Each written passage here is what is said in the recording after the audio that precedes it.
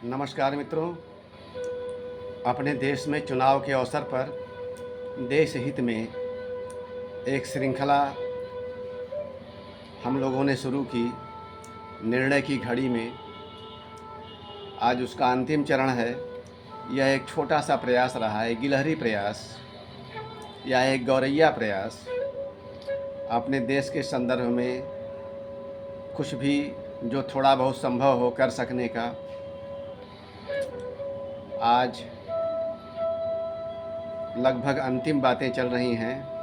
हो सकता है कल भी कुछ हो जाए। आज मैं अपनी बातें कुछ पंक्तियों से शुरू करता हूँ।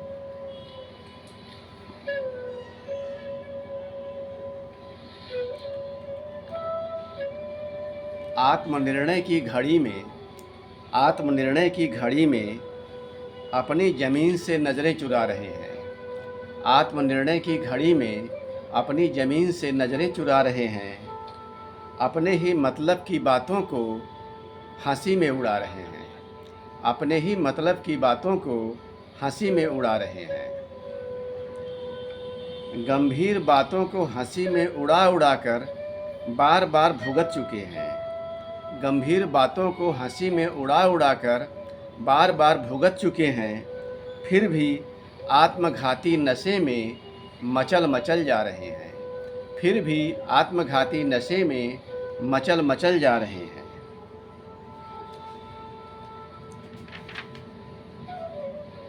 हम टुच्चे स्वार्थों में कभी ताली बजा रहे, कभी हथियार उठा रहे हैं। हम टुच्चे स्वार्थों में कभी ताली बजा रहे, कभी हथियार उठा रहे हैं। देश के दुश्मनों में, हमारे शोषकों में हमें रहनुमा नज़र आ रहे हैं। देश के दुश्मनों में, हमारे शोषकों में हमें रहनुमा नज़र आ रहे हैं। आज इस आत्मनिर्णय की घड़ी में, चुनाव के मौके पर देश हित में हमको निर्णय लेना है, क्योंकि बहुत सीधी सी बात हमको ये समझनी होगी कि अगर देश होगा तभी सब कुछ होगा। अगर देश होगा तभी हमारा स्वाभिमान रहेगा। अन्यथा अगर देश नहीं रहेगा तो कल हमको कोई न पूछने वाला है, ना कोई हमको संभालने वाला है। तो अगर हम इस भ्रम में रहते हैं कि कहीं हमारा अभिमान आहत हुआ है और इस नाते हम देश हित से अलग अपना मत दे दें, तो यह हमारी समझदारी नहीं है। निसंदेह यह एक बुलबुला है, एक गुब्बारा है जिसके चक्कर में आज हम फंसे हैं। और कल जब यथार्थ होगा तो हमें बेहद पछताना पड़ेगा। ठीक ऐसी ही बात अपनी जाति के बारे में है। अगर हम अपने जातिगत स्वार्थ, जातिगत अभिमान के चक्कर में देश हित को दांव पर लगाते हैं, तब भी ठीक यही बातें होती हैं। और जातिगत स्वार्थों के चक्कर में किए गए निर्णय सिर्फ एक ही जाति तक तो सीमित रहेंगे नहीं। एक जाति वाला अपने हिसाब से निर्णय करेगा, दूसरी जाति वाला अपने हिसाब से निर्णय करेगा, और अंततः यह एक भयंकर टकराव की स्थिति बनेगी, जिसमें देश निसंदेह कुछ शातिर लोगों का, कुछ आक्रामक लोगों का खाद्य बन जाएगा। और जब देश ही खाद्य बनेगा तो न हमारी जाति बचेगी, न किसी और की जाति बचेगी। न हमारा जाति का अभिमान रहेगा, न किसी और जाति का अभिमान रहेगा। ठीक यही बात क्षेत्र के भी संदर्भ में। क्षेत्र भी हमारा तभी सुदृढ़ है, तभी मजबूत है, तभी संपन्न है, तभी गरिमापूर्ण है, जब वह एक संपन्न, समृद्ध, शक्तिशाली देश का एक हिस्सा है। अन्यथा एक कमज़ोर देश का हिस्सा कोई भी क्षेत्र अगर संपन्न भी हो जाता है किन्हीं कारणों से, तो उसकी अस्मिता हमेशा अधर में लटकी रहेगी और किसी भी समय वह पूरा का पूरा क्षेत्र किन्हीं भी तरह की दुरपसंधियों के चक्र में डूब सकता है। भाषा के मामले में भी यही बात है। अगर हम अपनी अपनी भाषाओं के चक्कर में देश की एक सर्वाधिक जानी समझी बोली जाने वाली भाषा को उपेक्षित करते हैं, उसके प्रति दुराग्रह रखते हैं, तो निश्चित तौर पर किसी विदेशी भाषा का, किसी विदेशी व्यवस्था का बोलबाला होगा, जैसा कि हमारे देश में हो चुका है, हो रहा है।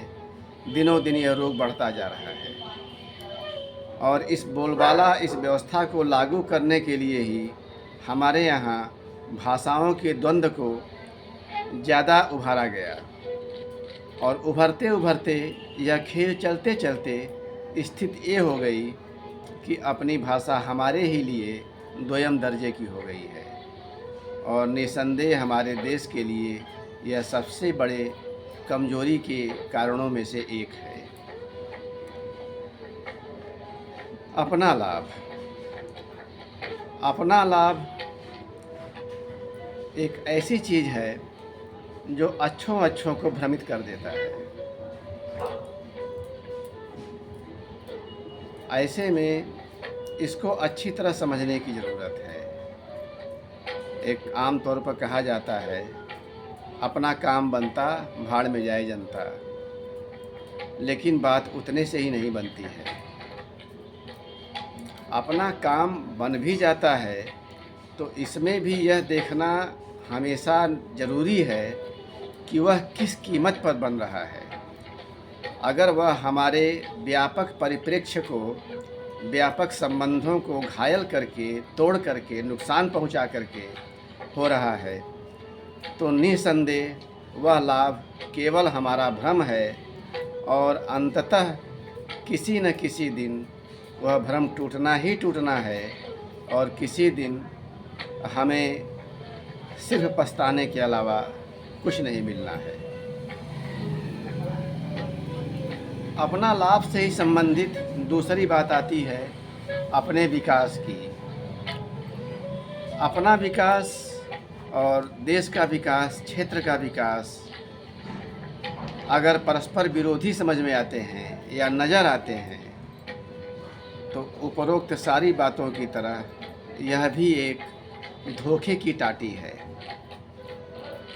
जिसका अंतिम असर सर्वनाश के अलावा कहीं नहीं ले जाता।